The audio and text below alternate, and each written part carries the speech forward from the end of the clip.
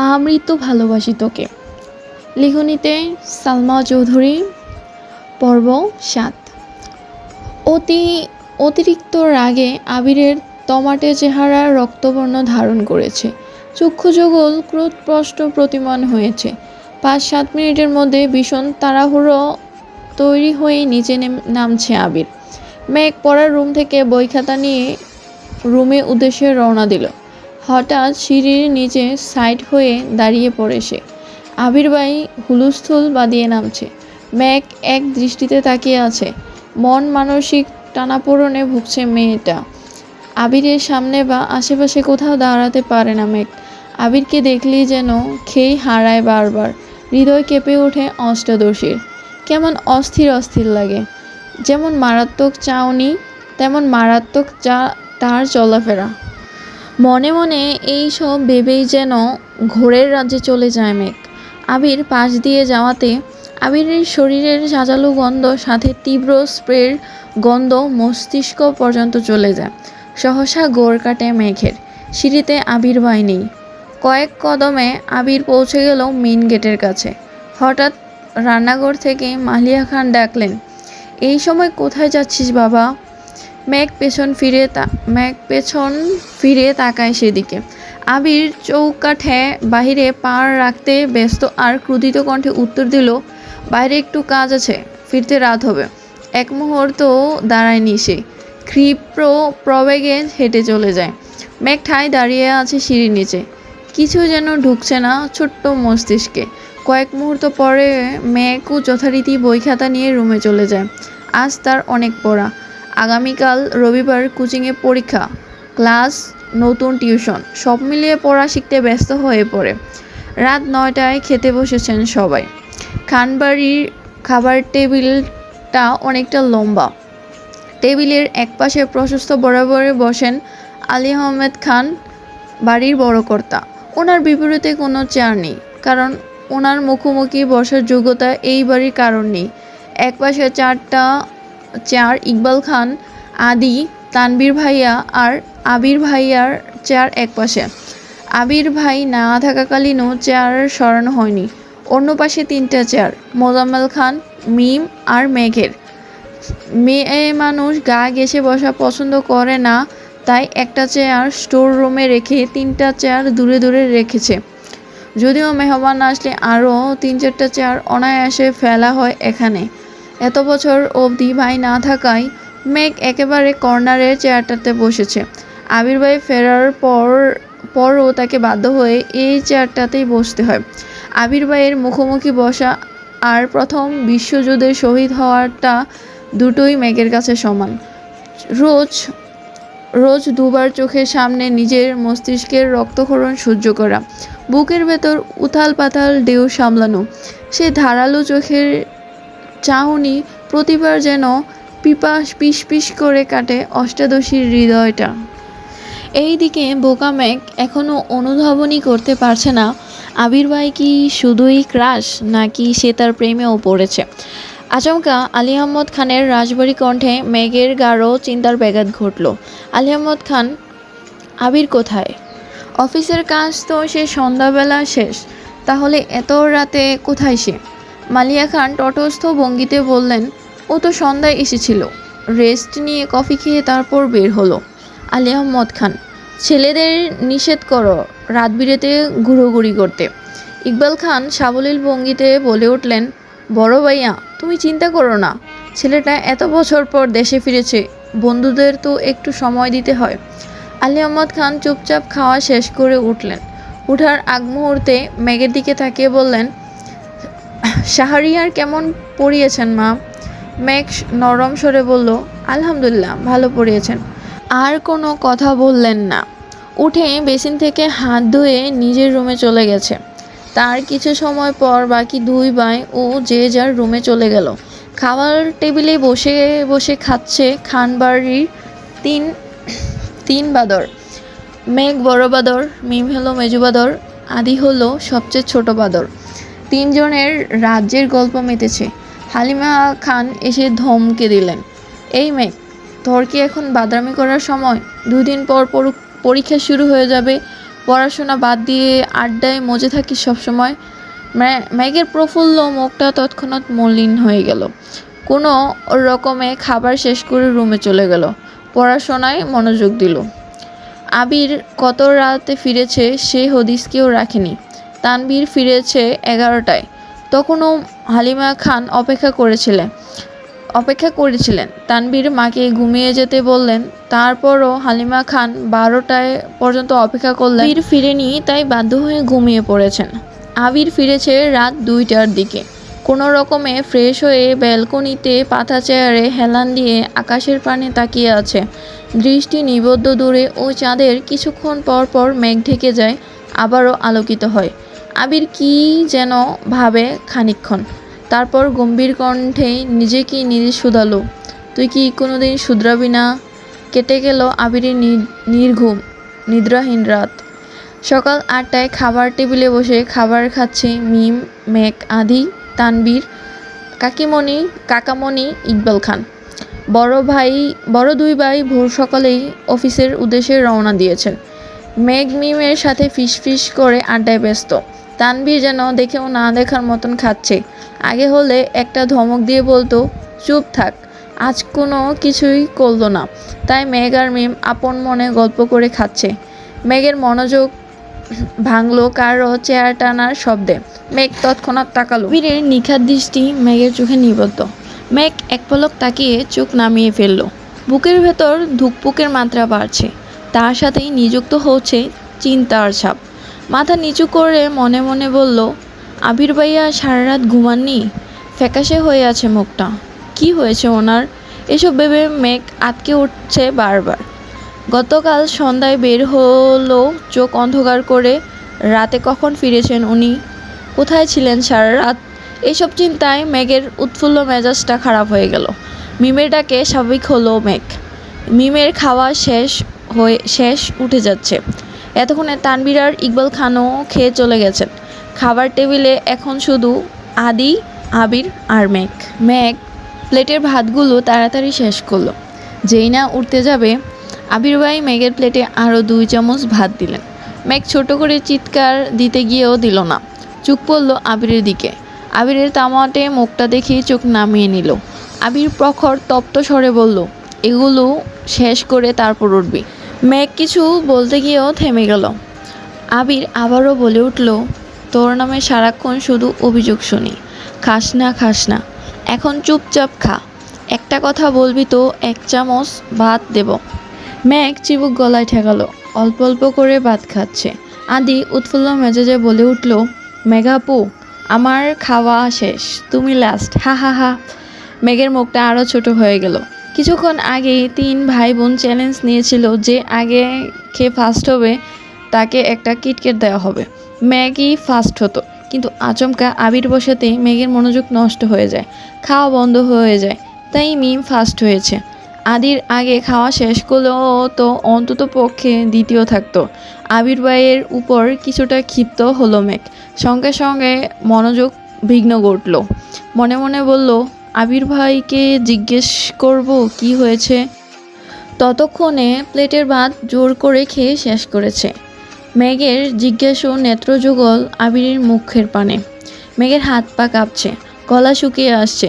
কি জিজ্ঞেস করতে চেয়েছিল সব এলোমেলো হয়ে গেছে।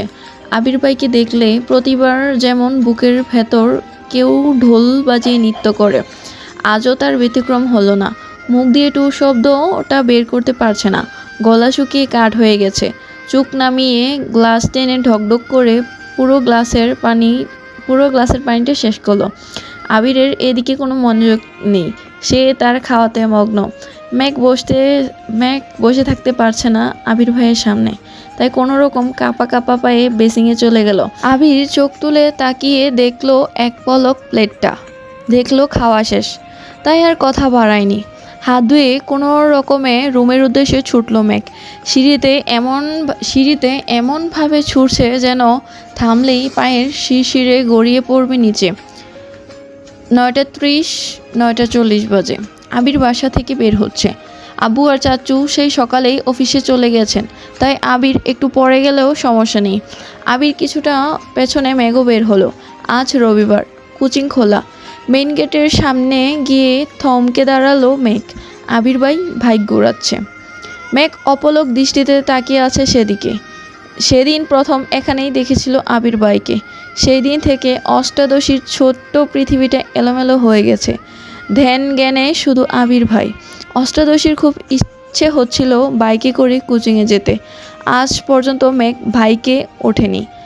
শুধু মেঘ কেন, মিম আদি কেউই ওঠেনি। মেঘের খুব ইচ্ছে করে খোলা আকাশের নিচে ভাইকে ঘুরবে, প্রকৃতির সৌন্দর্য বাতাস উপভোগ করবে। মনে মনে ভাবলো, আবির ভাই কি আমায় নিয়ে যাবেন? হঠাৎ আবিরের কণ্ঠ কানে বাজলো, মেঘ। নিজের নামটা আবির ভাইয়ের মুখে শুনে মনের মধ্যে বসন্তের হাওয়া লেগেছে। মনে হচ্ছে তলোয়ার দিয়ে ফালা হয়ে গেছে হৃদয়টা। মনের মধ্যে হাজার পাখির কলরব, তারা যেন বলে বেড়াচ্ছে, তোর ক্রাশ তোকে ডাকছে। আবিরের গম্ভীর কণ্ঠ ভেসে আসলো আবারও, ডাকছি তো। মেঘ চুপসে গেল। চোখ নামিয়ে কাঁপা পায়ে এগিয়ে গেল আবিরের দিকে। মনে মনে ভাবলো, আবির ভাই কি সত্যি আমায় বাইকে করে নিয়ে যাবেন? আবির চোখে মুখে বিরক্ত নিয়ে বলল, তুই চুল খুলে ঘুরছিস কেন? মেঘ যেন আহম্মক হয়ে রইল। আবির কণ্ঠ দ্বিগুণ ভারী করে বলল, আজকের পর থেকে যেন তোকে বাহিরে কোথাও খোলা চলে না দেখি। যদি আর একদিন তোকে এভাবে দেখি তাহলে এমন থাপ্পড় দেব, তোর গাল থেকে থাপ্পড়ের দাগ 1 মাসও যাবে না। ছোটবেলার মাইটা আশা করি ভুলিস নাই। এতটুকুন বলেই আবির হেলমেট পরে বাইক স্টার্ট দিয়ে চলে গেল। মেঘের মাথায় যেন আকাশ ভেঙে পড়ল। কয়েক মুহূর্ত নিস্তব্ধ হয়ে রইল। মেঘের নিজের প্রতি নিস্পৃহায় শ্বাস ফেলল। আবির ফিরে আসার পর থেকে মেঘ উদ্রেলিত, ক্রাশ খাওয়া, প্রেম অনুভূতি সবিতে যেন পানি আরে না বরফ ঢেলে দিয়ে আরও আবির ভাই। সেই মেঘ আবিরের প্রেমে হাবুডুবু খাবে ভেবেছিল, তা যেন গভীর খাদে চুবিয়ে মারল। মনে পড়ে গেল ছোট্টবেলার আবিরের মারের কালো অধ্যায়। ছোটবেলায় আবিরই মেরেছিল শুধু তাকে। আজ পর্যন্ত মা বাবা, এমনকি তানবীর এত ধমকায়, সেও কোনোদিন মেঘের গায়ে হাত তোলেনি। এত বছর পর আবির ভাই দেশে ফিরল। আবির ভাইকে দেখে মেঘ পুরনো সব কিছু ভুলে নতুনভাবে আবির ভাইকে নিয়ে ভাবনা শুরু করেছিল সবেমাত্র। সেই ভাবনায় আগুন জ্বালিয়ে চলে গেল বেটায়। আহত চোখে তাকিয়ে রইল কতক্ষণ আচমকা। রক্ত জবার ন্যায় ঠোঁট দুটো ভেঙে হু করে কেঁদে উঠল মেঘ। এই কান্না কতক্ষণ স্থায়ী হলো তা জানা নেই। হঠাৎ বন্যার গলে কিছুটা কেঁপে উঠল মেঘ। ফোন রিসিভ করতেই বন্যা বলল, কী রে, কই তুই, আসবি না? মেঘ কথা না বলেই কল কেটে দেয়। মেঘের গলা চুপে ভিজে আছে। তারপর হাতের উল্টো পিঠ দিয়ে চোখ দুটো মুছে গাড়ির দিকে যায়। বেশ কিছুক্ষণ পর কিছুটা স্বাভাবিক হলো মেঘ। মনে মনে ক্ষুব্ধ হলো। গাড়িতে বসে ফুঁসছে রাগে। এসির মধ্যেও বসে যেন কপাল ঘাম ঝরছে মেয়েটার। রাগেও খুব উষ্ঠ উল্টালো।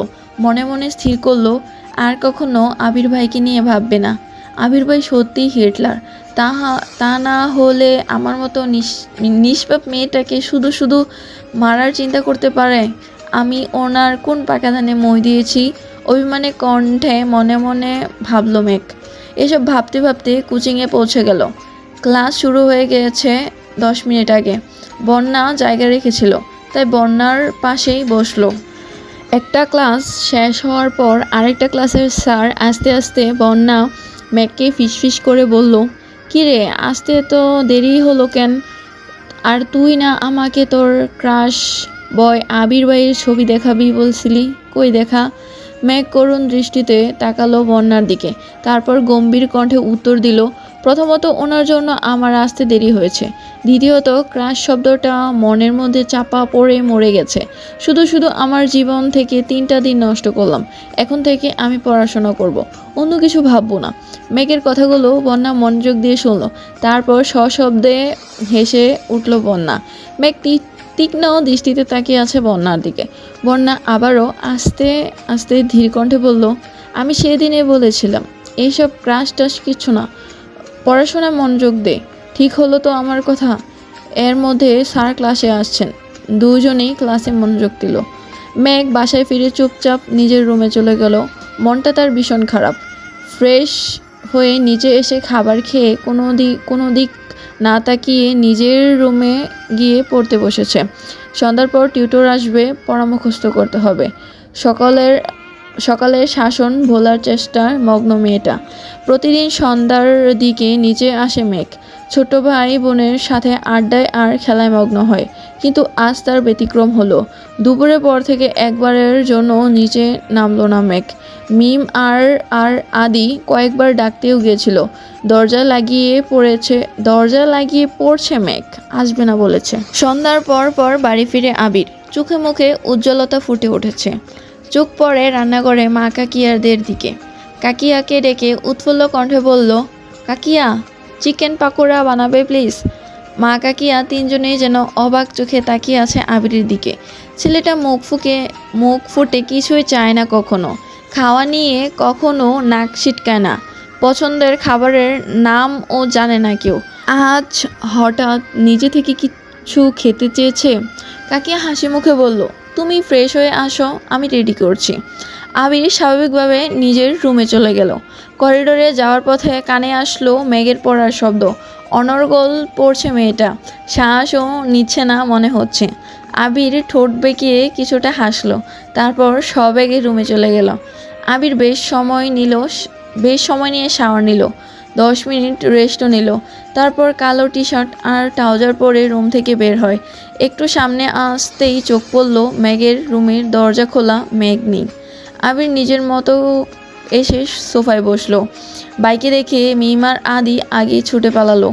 না হয় এসেই বলবে পড়াশোনা নাই। আবিরকে মালিয়া খান কফি দিলেন। আবির কফি খেতে খেতে তানবীরকে কল দিল। কই তুই? তানবীর, আমি তো পার্টি অফিসে ভাইয়া। কোনো দরকার? আবির, কাজ না থাকলে তাড়াতাড়ি বাসায় আয়।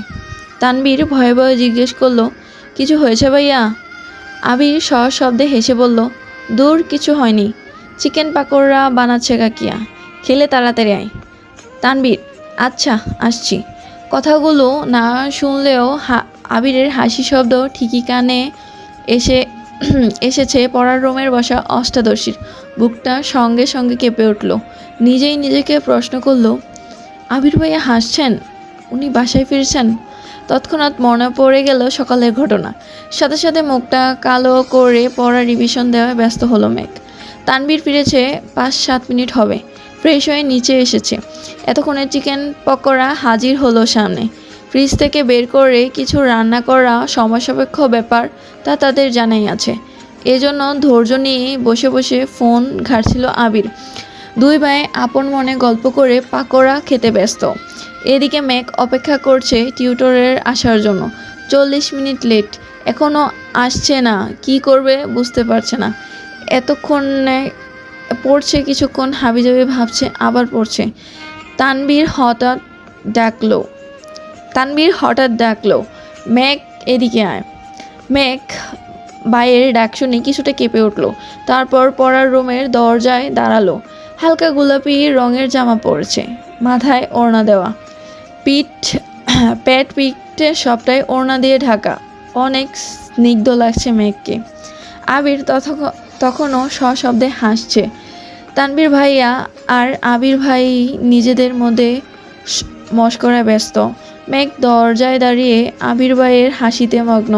3 দিনেও এই মানুষটাকে এতটা উৎফুল্ল দেখেনি সে। বরাবরই যেন গম্ভীর।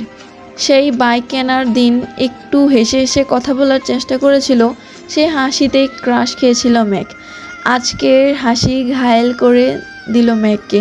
চোখ সরাতে চেয়েও সরাতে পারছে না। আবির চোখ পড়ে দূরে দরজায় দাঁড়ানো মেঘের দিকে। কয়েক সেকেন্ড পরে হাসি থামিয়ে চোখ নামিয়ে নিল আবির। তানবীর তৎক্ষণাৎ বলে উঠল, মেঘ পকোড়া খাবি? আয় খেয়ে যা। মেঘ যেন বড় সড়ো টাসকি খেলো। ভাইয়া তাকে খেতে ডাকছে। এতগুলো বছরে এরকম ঘটনা তার সাথে কখনো ঘটেনি। তানবীর আবার ডাকলো, আয় খেয়ে যা, পরে পড়তে বসবি না। মেঘ ধুপা এগুলো কি যেন ভেবে ঠাঁই দাঁড়িয়ে পড়ল। কিছুটা অভিমানী কণ্ঠে উত্তর দিল, তোমরা খাও, আমি খাবো না। আবারও পড়ার রুমে চলে গেল মেঘ। তানবীর আর আবির আর বেশি কথা বলল না। খাওয়া শেষ করে আবির নিজের রুমে গেল। তানবীর পুনরায় পার্টি অফিসে ছুটল, মিটিং আছে তার। বাইরে গেছে বিদায় মিটিং রেখে ছুটে এসেছিল সে। মেঘের টিউটরের জন্য অপেক্ষা করলো আরও 30 মিনিট। পড়তে পড়তে খিদা পেয়েছে তার। মাত্র খাবার হয়েছে, 8টাও বাজেনি। মেঘ খেতে বসেছে, বারবার তাকাচ্ছে দরজার দিকে। টিউটর আসলে পড়তে বসতে হবে। খাওয়া শেষ হলো কিন্তু টিউটর আসলো না। তাই মেঘ বই খাতা নিয়ে উপরে যাচ্ছে আর আম্মুকে বলে গেল টিউটর আসলে ডেকে দিতে। রাত 9টায় খেতে বসলো সবাই। তানবীরও মিটিং শেষ করে বাসায় এসেছে। খাওয়ার টেবিলে সবাই থাকলেও মেঘের কোনো হদিশ নেই। তানবীর কাকিয়াকে জিজ্ঞেস করলো, মেঘ খাবে না? কাকিয়া স্বাভাবিকভাবে উত্তর দিল, ও তো সন্ধ্যাবেলায় খেয়ে উপরে চলে গেছে। বলল খিদে পেয়েছে। তেমন কথা নেই কারো মুখে। আবির কোনো রকমে অল্প খেয়ে রুমে চলে গেল। গত রাতে ঘুমায়নি ছেলেটা। সারাদিনের ক্লান্তিতে ঘুম পাচ্ছে খুব, তাই রুমে গিয়ে শুয়ে পড়েছে। এদিকে মেঘ পড়ছে আর ক্ষণে ক্ষণে ঠোঁট উল্টে কান্না করছে। আবারও নিজেকে সান্ত্বনা দিচ্ছে, যেভাবে হোক চান্স পেতে হবে। অভিমানী স্বরে বলছে দূরের ভার্সিটি হলে ভালোই হবে। এই বাড়ি থেকে চলে যাব অনেক দূরে। ভাইয়া, আবির ভাই আমার পাবেই না। বকবে কিভাবে আর মারবে কিভাবে? তৎক্ষণাৎ মায়ের কথা ভেবে কান্না করে দেয়। মাকে ছাড়া থাকবে কিভাবে সে? আমৃত্যু ভালোবাসি তোকে। পর্ব 7 এখানেই শেষ।